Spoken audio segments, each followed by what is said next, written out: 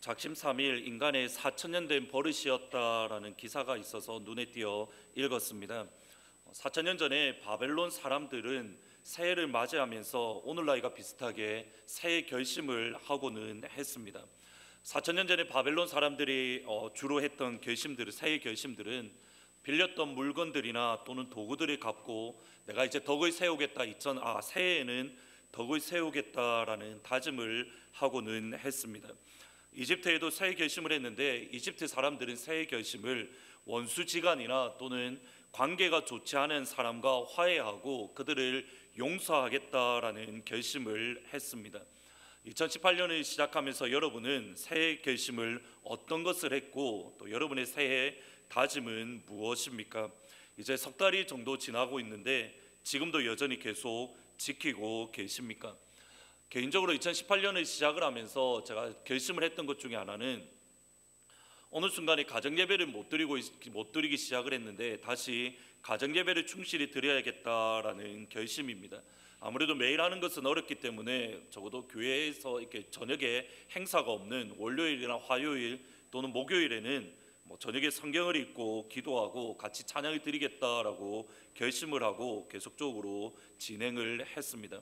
그러던 중에 겨울 단기 선교를 가면서 이게 갑자기 흐름이 깨지면서 지금 어느 순간에 가정예배가 또다시 잘 드리지 못하고 있습니다. 설교 준비를 하면서 이제 다시 가정예배를 열심히 드려야겠다라는 결심을 하게 되었습니다. 작심삼일로 저희들의 결심이 작심삼일로 끝나지 않기 위해서는 전문가들은 공개적으로 나의 결심은 이것입니다, 내가 새해 가지는 마음은 이것입니다라고 공개적으로 나누라고 충고를 합니다. 제가 사실은 설교 시간에 자주 제 생각이나 제 마음을 말씀드리는 이유는 제가 여러분에게 공개적으로 말을 하면 어떻게든 지키려고 노력하기 때문에 제가 저의 모습을 잘 알기 때문입니다. 그래서 여러분의 결심이나 또는 여러분의 각오를 여러분의 가족들과 또는 코아 모임에서 코아 식구들과 구체적으로 나누시면 그냥 단순한 작심삼일로 끝나지 않을 가능성이 높아지게 됩니다. 작심삼일이 되지 않기 위해서는 가장 중요한 것은 사실은 우리의 결심이 습관이 되어야 하는 겁니다. 그냥 의식적으로 무언가를 하는 것이 아니라 의도를 가지고 우리의 결심을 지키려고 하는 것이 아니라 우리에게 그것이 자연스러운 행동, 자연스러운 일들이 되어야 하는 겁니다. 맥스웰 몰츠라는 사람은 성형외과 의사입니다. 근데 이 사람이 몰츠가 이렇게 관찰한 것 중에 하나가 성형 수술을 받으신 이후에 거울에 비친 자기의 새로워진 모습에 사람들이 깜짝깜짝 놀란다고 합니다. 혹시 성형 수술을 받으신 분들은 저에게 경험담을 이야기해 주시면 좋겠습니다. 그런데 처음에는 자기의 새로워진 얼굴에 깜짝 놀라는데 대략 한 21일 정도 지나면 그 얼굴에 많이 이렇게 익숙해져서 더 이상 놀라지 않는다라고 합니다. 그래서 이 결과를 바탕으로 우리에게 어떠한 새로운 결단들 또는 결심들이 습관이 되기 위해서는 적어도 21일이 필요하다라고 맥스웰 몰츠는 말을 했습니다. 비슷한 연구가 사실은 2000년 초반에 있었습니다. 영국의 월드라는 박사가 의하면 우리가 점심을 과일로 대신해서 먹는다든지 또는 저녁 식사를 하기 전에 저녁에 운동을 한다라는 이러한 것들이 습관이 되기 위해서는 평균적으로 66일이 걸린다라고 이야기 보고서를 제출한 적이 있습니다. 한국의 어떤 교회는 이러한 연구 결과들을 근거로 해서 특별 새벽기도를 21일 동안 가진다라고 합니다.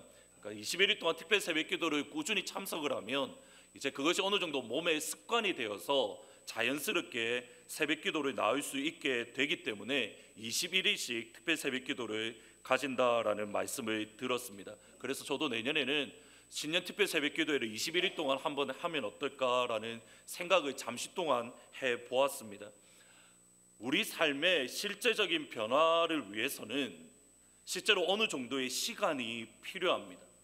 우리가 예수님을 믿어도 우리 삶 속에 예수님 믿는 모습들, 우리 삶 속에 예수 그리스도 그리스도인으로서의 실제적인 변화가 있기 위해서는 최소한의 시간이 필요하고 그 최소한의 노력이 우리에게 필요합니다. 때로는 우리가 성령의 불을 받고 하나님의 초자연적인 기적을 경험했다 하더라도 그것이 우리 삶의 변화로 자연스럽게 이어지지는 않습니다. 바울이 그렇습니다. 지난 주일날 말씀드렸다시피 저 역시 바울과 같은 극적인 영적인 경험들을 해보고 싶습니다. 예수 믿는 사람들을 죽이기 위해서 예루살렘에서 이렇게 허락을 받아서 공권력의 허락을 받아서 다메섹에 올라가서 잡아오기 위해서 다메섹으로 올라가는 과정 가운데에 바울은 부활의 예수님을 직접 만났습니다. 그리고 음성을 들었습니다. 사울아 사울아 내가 어찌하여 나를 핍박하느냐, 나는 내가 박해하는 예수라. 저 역시 하나님의 음성을 너무 듣고 싶었습니다. 그래서 제가 어렸을 때부터 정말 듣고 싶었던 하나님의 음성은 예수님이 들으셨던 그 음성, 이는 내 사랑하는 아들이요 내 기뻐하는 자라. 이 하나님의 음성을 너무 듣고 싶어서 항상 기도하고 또 항상 하나님의 말씀을 볼 때마다 하나님 이 음성을 저에게도 주십시오라고 늘 기도를 했습니다. 중국에서 잠시 인턴 패스토로 사역을 할 때에 중보 기도 사역을 정말 많이 하시던 한 권사님이 계셨습니다. 근데 이 권사님과 하루는 이야기를 하는데 권사님이 끊임없이 저를 위해서 기도하는데 하나님이 자꾸 감동을 주시는데 어떤 감동을 주시냐면 하나님께서 목사님을 향해서 이는 내 사랑하는 아들이요 내 기뻐하는 자다라는 감동을 계속 기도하는 가운데에 주십니다라는 말씀을 하시는 겁니다. 그 문장을 놓고 그 기도 제목을 놓고 저 혼자 기도했지 사실은 다른 어떤 누구에게 말한 적도 없습니다. 그때 제가 깨달은 게 내가 직접적으로 듣지는 못했어도 하나님께서 내가 하는 기도를 빠짐없이 듣고 계시고 내 기도에 귀를 기울이고 계시는구나라는 확신을 그때 가지게 되었습니다. 제가 이렇게 배워도 제가 기도하면 하나님이 다 듣고 계십니다. 이렇게 싫으십니까? 이렇게 보여도 제가 하나님께서 기도하면 하나님께서 빠지지 않고 듣고 계십니다. 하나님께서 보기에 사랑스럽고 기뻐하는 아들입니다. 여러분도 기뻐하시고 사랑해 주셔야 됩니다. 싫으십니까? 왜 갑자기 아멘을 하십니까?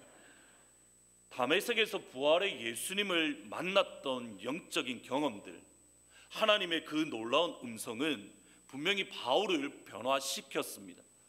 교회를 핍박하던 인생에서 교회를 세우는 인생으로 그가 변화되었습니다. 교회를 무너뜨리려고 그의 모든 에너지를 쏟아붓던 인생이 이제는 그 교회를 세우려고 힘을 다했습니다. 그런데 한 번 더 생각을 해 보셔야 됩니다. 교회를 향한 바울의 생각, 예수님을 향한 바울의 태도는 분명히 변화되었습니다. 인생의 방향은 완전히 바뀌었습니다. 그런데 바울의 성격 또는 바울의 성품은 다메섹 도상에서 예수님을 만나기 전과 만나기 후의 모습이 그렇게 다르지 않습니다. 심지어 고린도전서에 보면 내가 3층 천에 올라갔다라고 말할 정도로 사람의 말로 형용할 수 없는 신비로운 영광을 경험을 했지만 그의 성격은 여전히 강하고 바울의 성격은 여전히 고집불통이고 바울은 여전히 나만 옳다라고 말하는 독불 장군입니다. 바울과 함께하는 것을 어느 누구도 좋아하지 않는, 아니 그의 곁에 남아 수 있는 사람이 없을 정도로 여전히 그의 성격은 어렵게 느껴집니다. 물론 이 바울의 모습이 그의 노년에 이르러서는 어느 정도 변화되는, 예수님의 용서가 보이고 예수님의 사랑이 보이고 예수님의 은혜가 흘러 넘쳐나는 모습을 보이게 됩니다. 근데 그 기간이 적어도 20년 또는 30년이 지나서 그런 모습이 보이는 겁니다. 요나 역시 비슷합니다. 요나 역시 대단한 영적인 경험을 했습니다. 요나는 분명히 실패한 선지자입니다.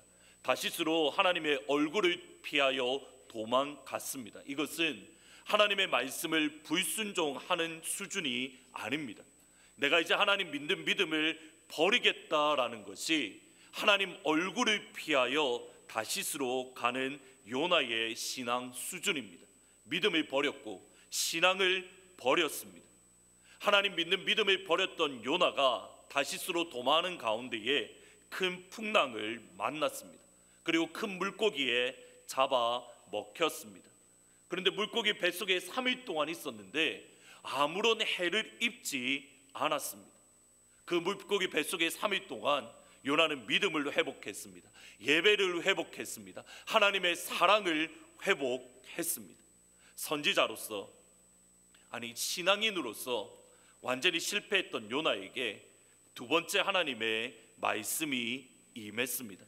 두 번째 기회를 다시 받았습니다. 하나님의 손에 붙들림 받은 능력의 사람으로 요나는 완전히 새로워졌습니다. 3일 동안 돌아다니면서 열심히 전해야 될 사역을 단 하루 만에 단 5마디로 복음을 증거해도 니느웨 백성들이 회개하고 금식하고 그들이 악한 길에서 돌아올 정도로 요나는 하나님의 손에 강력하게 붙들림을 받았습니다. 평범한 그리스도인을 넘어서 선지자, 목회자들도 쉽게 경험할 수 없는 그러한 놀라운 영적인 간증, 영적인 경험, 영적인 능력을 요나는 체험을 했습니다. 초자연적인 기적을 요나는 경험을 했습니다. 그것이 3장까지의 내용입니다. 우리가 질문을 해야 될 것이 이것입니다. 이러한 수많은 기적들을 요나가 경험한 이후에 4장에 나타나는 요나의 모습은 변화되었습니까? 4장에 나타나는 요나의 신앙, 4장에 나타나는 요나의 믿음은 엄밀하게 따져보면 요나서 1장에 있는 모습과 전혀 다를 바가 없습니다. 아니 오히려 가만히 4장의 모습을 보면 1장에 나타나는 요나의 모습보다 더 악해져 있습니다. 4장 1절과 4절에 보면 요나는 하나님을 향하여 화를 내고 성을 내었다라고 말을 합니다. 특별히 4장 4절에 내가 어찌 성내는 것이 합당하냐 성내다라는 이 표현이 출애굽기 22장 24절에 똑같은 단어가 사용됩니다. 나의 노가 맹렬함으로 내가 칼로 너희를 죽이리니 너희의 아내는 과부가 되고 너희 자녀는 고아가 되리라. 요나가 하나님을 향하여 화를 내고 싫어하고 성을 내는 것은 그냥 어린아이가 투정 부리는 수준이 아닙니다. 4장 4절에 성을 내다라는 단어가 출애굽기 22장 24절 나의 노가 맹렬함으로 이 단어와 똑같은 단어입니다. 그러면 출애굽기 22장 24절에 비추어서 보면 요나가 화를 내는 수준은 어떤 수준이냐면 죽이고 싶을 정도로 하나님을 미워하는 수준입니다. 출애굽기 22장 24절 보십시오. 하나님께서 내가 너희를 향하여 화를 내므로 칼로서 너희를 죽이겠다라고 말씀을 합니다. 이러한 똑같은 화를 요나가 하나님께 내고 있는 겁니다.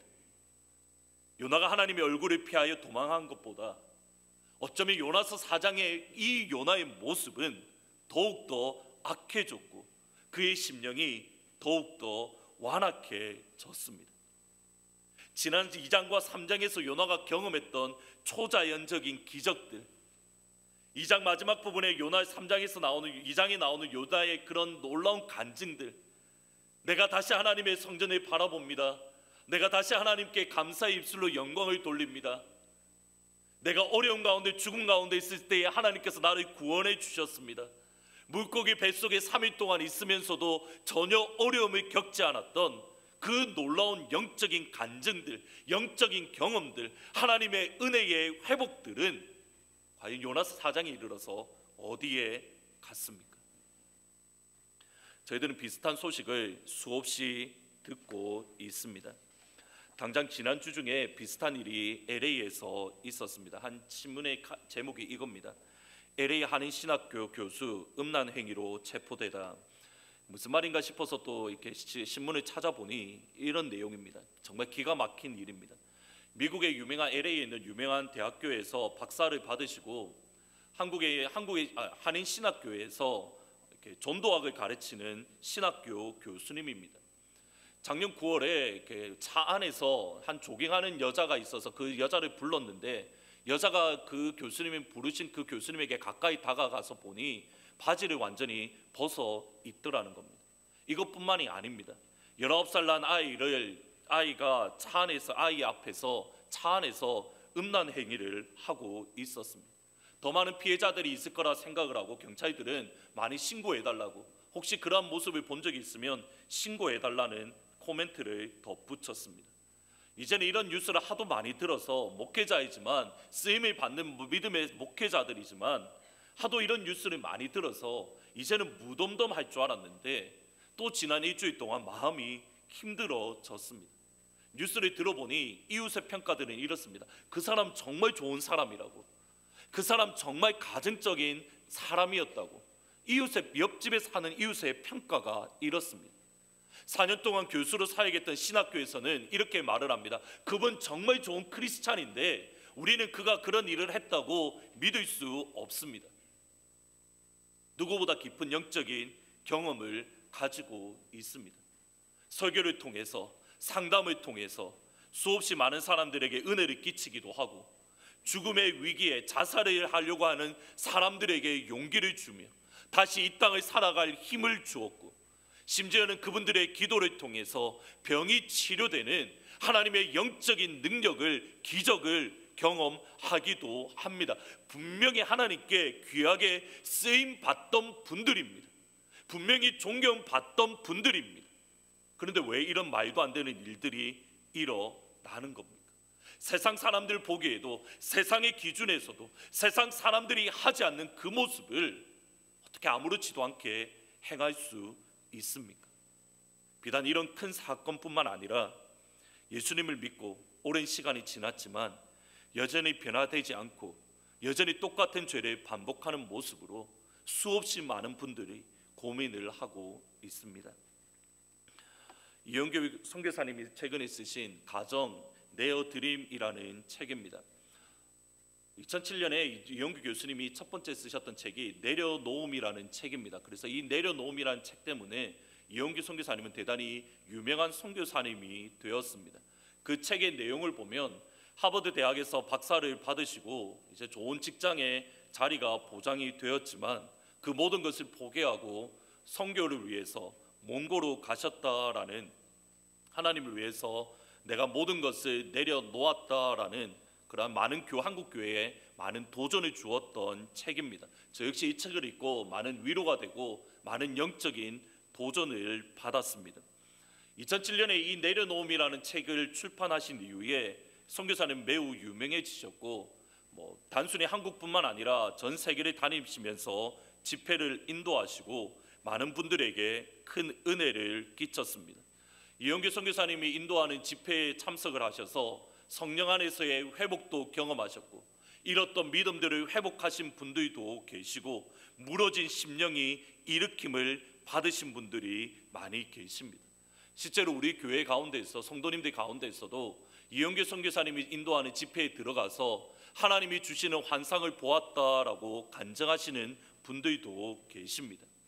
분명히 선교사님을 통해서 많은 분들이 힘을 얻었고 위로를 받았고 치료를 경험하며 그들의 무너졌던 마음이 다시 한번 회복되는 역사를 경험을 했습니다. 그런데 선교사님의 집회를 통해서 수없이 많은 사람들이 회복되는 그 시간에 정작 선교사님 본인과 선교사님의 가정은 큰 위기를 겪고 있었습니다. 내려놓음을 지은 이후에 몽고에서 큰 사역들을 감당하고 집회를 인도하면서 많은 사람들이 변화되는 그 시간 가운데에 정작 사모님은 심각한 우울증에 걸렸습니다. 단순히 사모님이 심각한 우울증에 걸린 수준이 아니라 선교사님과 사모님과의 관계, 그리고 자녀와의 관계가 매우 힘들어졌습니다. 심지어는 이제는 내가 이혼을 해야겠다라고, 사모님이 그런 마음을 가진 게 아니라 선교사님 역시도 이제 내가 이혼해야 되겠다, 더 이상 살 수 없다라는 그러한 마음까지 가지게 되었습니다. 그때를 더 내려놓음이라는 책에서는, 그리고 이 책에서도 이렇게 묘사를 합니다. 아내 속에 지치고 힘들고 눈물도 안 나오고 가슴도 답답하고 기쁨도 없고 심지어 그냥 죽어버리고 싶은 시간. 2007년 이후 저희 이영규 선교사님 기억하시면 그렇게 하나님 앞에 붙들림을 받고 선교사님을 통해서 다른 사람들의 힘을 얻고 은혜 받고 회복되고 치료되는데, 정작 본인은 기쁨도 없고 답답하고 그냥 죽고 싶은 시간, 불같은 성령의 충만함을 경험을 했고, 하나님의 부르신 사명 때문에 모든 것을 내려놓고 몽골로 가서 사역을 하는데, 정작 선교사님 본인은, 그리고 그 가정에는 일반 사람들과 동일한 불화와 어려움을 겪고 계셨습니다. 선교사님도 그렇고 사모님도 자녀도 여전히 변화되지 않는 옛 모습을 그대로 지니셨습니다. 가정 내어드림이라는 이 책은 그런 어려움들 가운데에서 선교사님이 어떻게 극복할 수 있었는지, 어떻게 가정이 회복되었는지 깨달았던 내용들을 책으로 엮은 책입니다. 선교사님께서 4월 20일부터 20일까지 저희 교회에 오셔서 많은 집회 3일 동안 집회를 인도해 주실 예정입니다. 지금부터 기도로 준비하시면 그러한 선교사님들의 깨어졌던 가정들이 어떻게 회복되어졌고, 그의 무너졌던 마음이 어떻게 하나님의 은혜로 회복되어졌는지 하나님께 같이 나누어 주실 겁니다. 여러분들이 지금부터 기도를 준비하시면 여러분의 가정과 여러분의 심령 가운데에도 동일한 은혜가 있을 줄 믿습니다. 핵심은 여기에 있습니다. 우리가 큰 영적인 경험을 했음에도 불구하고, 심지어 하나님의 초자연적인 역사를 경험했음에도 불구하고, 왜 우리는 여전히 변하지 않고 옛 모습, 옛 자아 그대로 남아 있습니까? 이런 고민을 제 스스로 자주 하는 것은 무엇보다 저 자신에 대한 실망 때문입니다. 목사 안수 받으면 이제 달라지겠지라고 생각을 했는데, 10년이 지나도, 이제 10년이 넘어가는데 10년이 지나도 여전히 변함이 없고, 부목사로 사역을 하고 담임 목회로 사역을 해도 여전히 변화되지 않아야고, 조그만 일에도 화를 내고 분을 품고 여전히 제 속에 악한 모습이 있는 것을 보기 때문입니다. 여러분 가운데 예수님의 모습을 보여야 되는데 여전히 예수님이 드러나지 않는 저에 대한 실망 때문입니다. 과연 저는 하나님 앞에서 변화될 가능성이 있습니까? 저를 통해서 여러분들이 예수님을 볼 가능성이 과연 있습니까?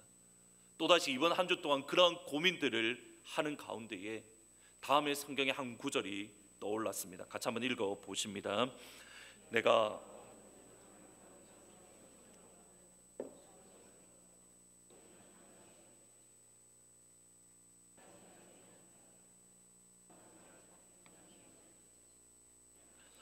여기에 바울이 두 가지 비유를 합니다.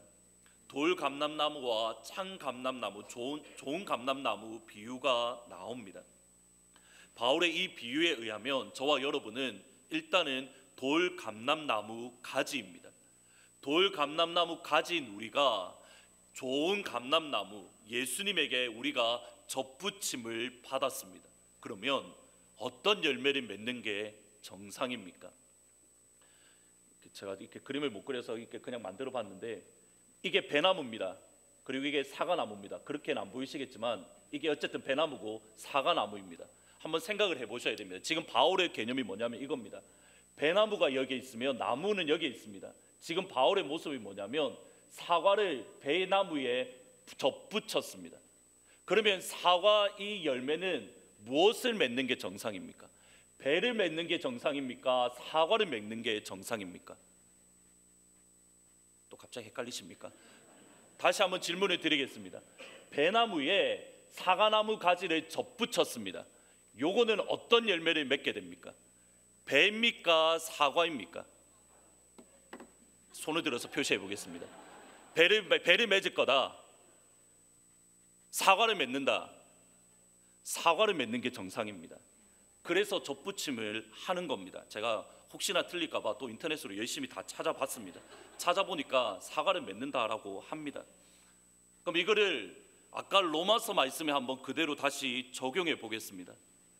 좋은 감람나무 예수님입니다. 돌 감람나무 가지 우리입니다. 좋은 감람나무인 예수님에게 돌 감람나무 가진 우리가 접붙임을 하면 어떤 열매를 맺는 게 정상입니까? 좋은 감람나무 열매입니까? 돌 감람나무 열매입니까?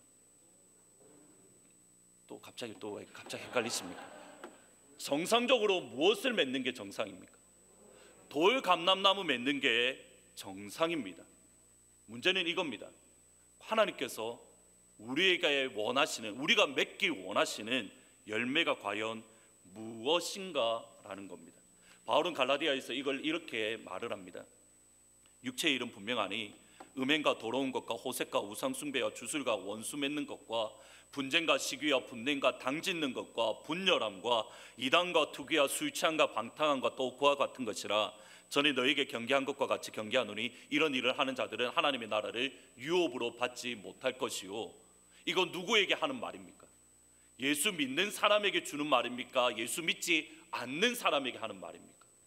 예수 믿는 사람에게 주는 말씀입니다. 그 말은 예수 믿어도 우리가 어떤 열매를 맺을 수 있다는 겁니까? 음행과 더러운 것과 호색과 우상숭배와 주술과 원수 맺는 것과 당짓는 것과 분열과 이기와 투기와 술취함과 방탕함을 예수 믿어도 우리가 맺을 수 있다라는 의미입니다. 문제는 여기에 있습니다. 우리의 삶 가운데 이런 열매를 맺을 때에 그 결론이 뭐냐면 이겁니다. 이런 일을 하는 자들은 하나님의 나라를 유업으로 받지 못할 것이요. 예수 믿고 나서 우리 삶 가운데에 이러한 열매들이 드러나면 하나님의 나라를 유업으로 받지 못한다라는 바울의 단호한 선언이 여기에 있습니다. 우리가 하나님의 나라를 유업으로 받기 위해서 맺어야 될 열매, 이것입니다. 오직 성령의 열매는 사랑과 희락과 화평과 오래 참음과 자비와 양성과 충성과 온유와 절제니 이 같은 것을 금지할 법이 없느니라. 우리는 이거 너무 잘 알고 있습니다. 육체의 열매가 아니라 성령의 9가지 열매를 맺어야 된다. 저희 너무 잘 알고 있습니다. 그럼 질문을 드리겠습니다. 우리가 육체의 열매가 아닌 성령의 9가지 열매, 이것을 맺기 위해서는 어떻게 해야 하는 겁니까? 어떻게 하면 성령의 9가지 열매를 우리 삶 가운데에 맺을 수 있는 겁니까? 같이 한번 성경 말씀을 읽어 보십니다. 오직 성령의 열매는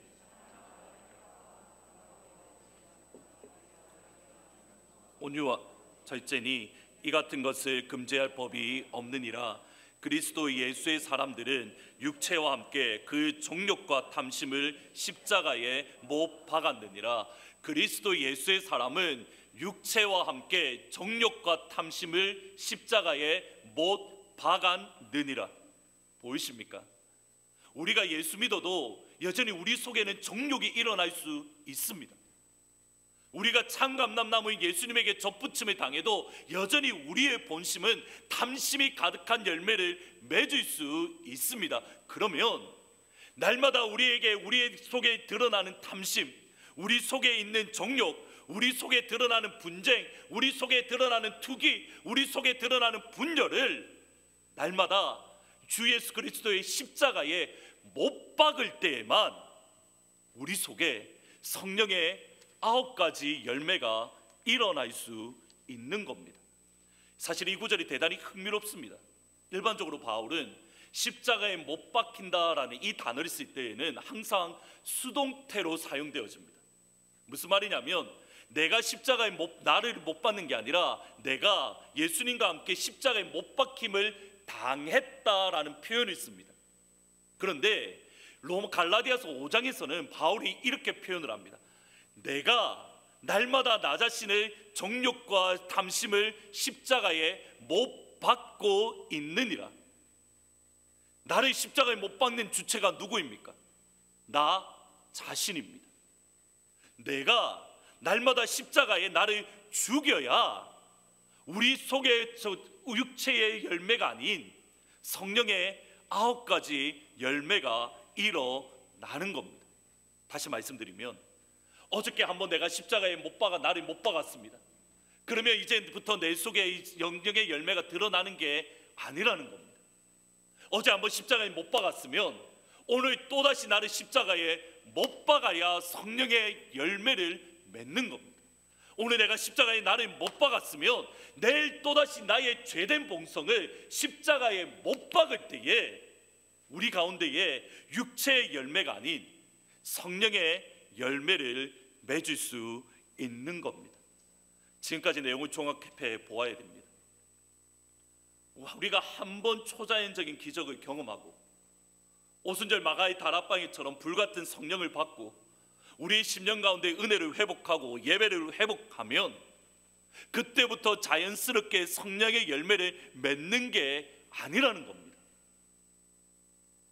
물고기 뱃속에 들어가서 3일 동안 들어가서 있지만 아무런 해를 입지 아니하고 하나님의 은혜를 회복하고 성전에 향한 열정을 회복하고 나를 통해서 니느웨 사람들이 변화되고 그들이 부흥의 역사가 일어나는 역사를 오늘 경험했다 하더라도 내일 또다시 나 자신을 십자가에 못 박지 않으면 어저께 일이 아무것도 아니라는 겁니다.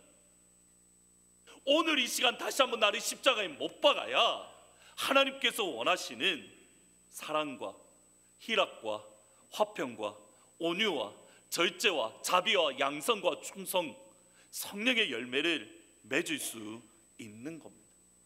그리스도인은 날마다 죽는 사람입니다. 한번 은혜를 받았다고, 한번 하나님의 음성을 들었다고, 한번 초자연적인 기적을 경험했다고 신앙생활이 끝나는 게 아닙니다. 오히려 오늘 이 시간 나를 십자가에 못 박지 않는다면 과거에 내가 한번 경험했던 초자연적인 기적들, 과거에 내가 한번 경험했던 성령의 불들, 과거에 하나님께서 내 기도에 응답해 주셨던 그 역사가 그것 때문에 오늘 이 시간 더 악해질 수 있습니다. 요나는 어저께까지 하나님이 경험했던 놀라운 은혜를 잊어버리고 오늘 그에게 필요한 은혜를 받는 데에 요나는 소홀히 했습니다. 요나가 성읍에서 나가서 그 성읍 동쪽에 앉아 거기 자기를 위하여 초막을 짓고 그 성읍에 무슨 일이 일어나는가 보려고 그 그늘 아래에 앉았더라. 요나가 하나님 앞에서 화를 낸 이유의 반응입니다. 요나 크게 두 가지로 생각해 볼 수 있을 것 같습니다. 첫 번째로 요나는 니느웨 성을 떠났습니다. 지금 니느웨에 어떤 일이 일어나고 있는 겁니까? 요나가 떠난 니느웨 성읍은 죄악이 관영한 도시가 아닙니다. 요나가 떠난 니느웨 도시는 하나님을 믿고 있고 높은 자나 낮은 자나 심지어 동물까지 금식하고 있고 베옷을 입고 제위에 앉아 회개하고 있는 니느웨 도시입니다. 그들의 악한 삶을 돌이켜서 그들의 악한 모습을 버리고 돌아오는 니느웨 성읍입니다. 하나님께 예배드리는 예루살렘 성전보다 더 거룩하고 더 영광스럽고 더 하나님의 이름을 높이는 곳이 다름 아닌 니느웨 성읍입니다. 그런데 요나는 그 니느웨 성읍을 떠나고 있습니다. 부흥의 역사가 일어나는 니느웨, 회개의 역사가 일어나는 니느웨, 은혜가 가득한 니느웨를 뒤로하고 요나는 떠나고 있습니다. 두 번째 요나의 행동은 니느웨에 무슨 일이 일어나는지 주목해서 보고 있습니다. 요나가 지금 현재 주목해서 보고 있는 게 무엇입니까? 역시 부흥입니다. 회개입니다. 금식입니다. 하나님 앞에 낮아지고 겸비한 모습입니다. 하나님께서 원하시는 참된 예배입니다. 이게 니느웨의 요나가 보고 있는 니느웨의 모습입니다. 두 가지입니다. 부흥이 일어나고 있는 니느웨를 떠났습니다. 은혜를 바라보고 있지 은혜에 참여하지 않고 있습니다. 요나는 니느웨를 떠나는 것이 아니라 니느웨에 살아야 하는 겁니다. 오히려 니느웨 안으로 들어가야 하는 겁니다. 하나님의 은혜가 부어지고 있는 그 자리, 생명의 역사가 일어나고 있는 그 자리, 하나님의 부흥을 부으시는 그 자리에 떠나는 것이 아니라 그곳으로 들어가서 요나 자신도 은혜를 받아야 되고 요나 자신도 부흥을 경험해야 되고 요나 자신도 하나님의 사랑을 회복해야 하는 겁니다. 오늘 받아야 될 은혜를 받지 못하니 그의 마음이 완악해지고 하나님을 향하여 더 악한 모습을 보입니다. 니느웨 백성들 역시 똑같습니다. 일반적으로 학자들은 요나가 하나님 말씀을 선포했던 니느웨 부흥 회개 운동을 대략 BC 760년으로 잡습니다. 근데 이로부터 40년이 지난 722년에 아수르는 북이스라엘과 남유다를 침공합니다. 이때에 아수르의 왕이었던 사네립과 그의 신하들의 모습이 이렇습니다. 사네립의 신하들도 더욱 여호와 하나님과 그의 종 히스기야를 비방하여 사네립이 또 편지를 써보내어 이스라엘 하나님을 욕하고 비방하여 40년 전에 부흥을 경험했습니다. 하나님 앞에 회개했습니다. 하나님 앞에 돌아왔습니다.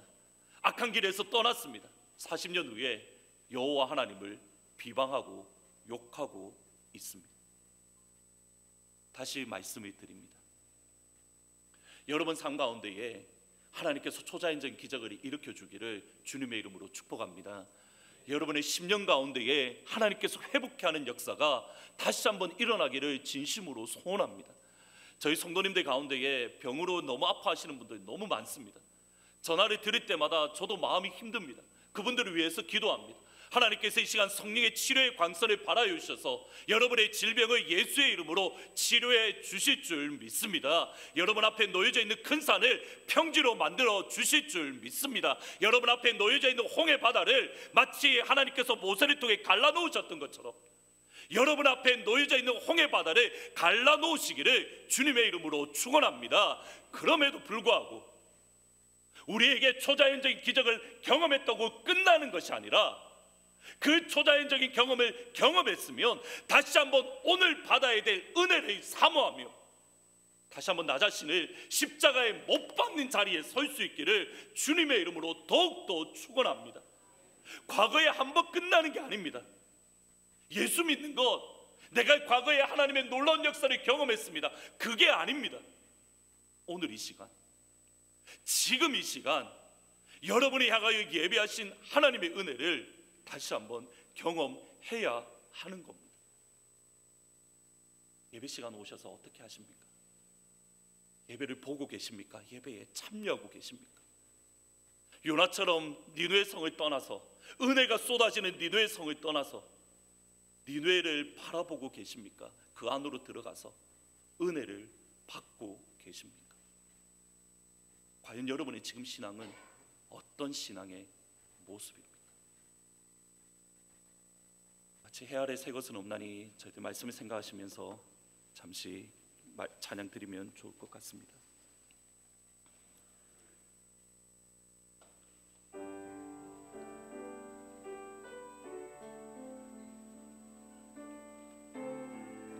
해 아래 새 것이 없나니 이 죄인 살리신 주님, 해 아래 새 것이 없나니 이 죄인 살리신 주, 보라 새롭게 된 잎이 주의 놀라운 권능 찬양하세 우리 주. 오 주여 영광 받으소서, 새롭게 하소서, 새롭게 하소서,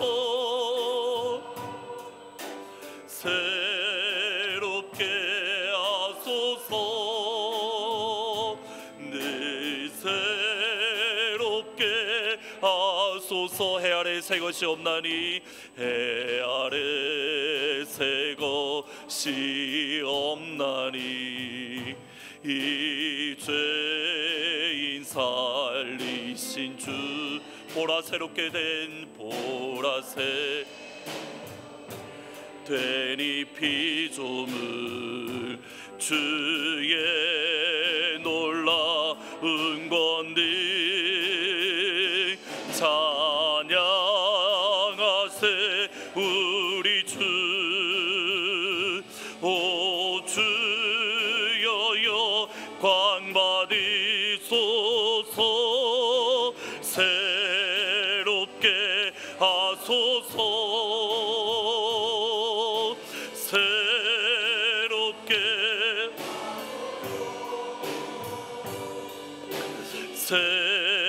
새롭게 하소서. 네 새롭게 하소서. 같이 잠시 한 번만 기도하시면 좋겠습니다. 기도하시는데 하나님의 말씀이 이렇습니다. 그러든지 누구든지 그리스도 안에 있으면 새로운 피조물이라. 이전 것이 지나갔으니 보라 새 것이 되었도다. 그 다음에 바울이 하는 말이 이겁니다. 보라 지금은 은혜 받을 만한 때요, 보라 지금은 구원의 날이로다. 다 같이 한번 기도하시면 좋겠습니다. 하나님, 초자연적 기적 저희 삶 가운데 필요합니다. 하나님 역사해 주십시오. 우리 앞에 놓여져 있는 홍해를 가르는 역사 우리 가운데 필요합니다. 하나님 역사해 주십시오. 그러나 아버지 하나님, 오늘 필요한 새로운 은혜를 다시 한번 우리 가운데 부어주십시오. 오늘 하루를 성령의 열매를 맺을 수 있는 하나님의 은혜와 하나님의 사랑을 오늘 이 시간 다시 한번 우리들 가운데 허락해 주십시오라고 같이 한번 잠시 말씀을 생각하시면서 잠시 한번 기도하십니다. 기도합니다. 살아계시고 역사하시는 은혜의 아버지 하나님, 오시기를 원합니다. 하나님, 오늘 순간에 하나님 과거의 신앙에 매인바 되어서 과거에 붙들린 바 되어서 하나님 오늘 필요한 은혜를 잊어버리진 않았는지 되돌아봅니다. 오늘의 필요한 은혜가 있는데 오늘의 필요한 은혜를 사모하며 날마다 그 은혜 받기를 위해서 힘을 쓰며 애를 쓰며 날마다 나 자신의 십자가에 못 박아 성경의 열매를 맺을 수 있는 하나님의 교회가 되어질 수 있도록 아버지 하나님 인도하여 주옵소서. 하나님, 성경의 열매를 맺어야 될 텐데 여전히 제 속에 음행과 더러운 것과 악한 것과 분냄과 시기와 질투와 하나님의 분을 당짓는 모습들이 제 속에 있음을 고백을 합니다. 여전히 육체의 모습이 연약한 것을 바라봅니다. 하나님, 이제는 성경의 열매를 맺는 믿음의 사람이 되게 하여 주옵소서. 날마다 나 자신을 십자가에 못 박음에 하나님 앞에 성경의 열매를 맺게 하여 주시네. 하나님, 사랑과 일함과 화평과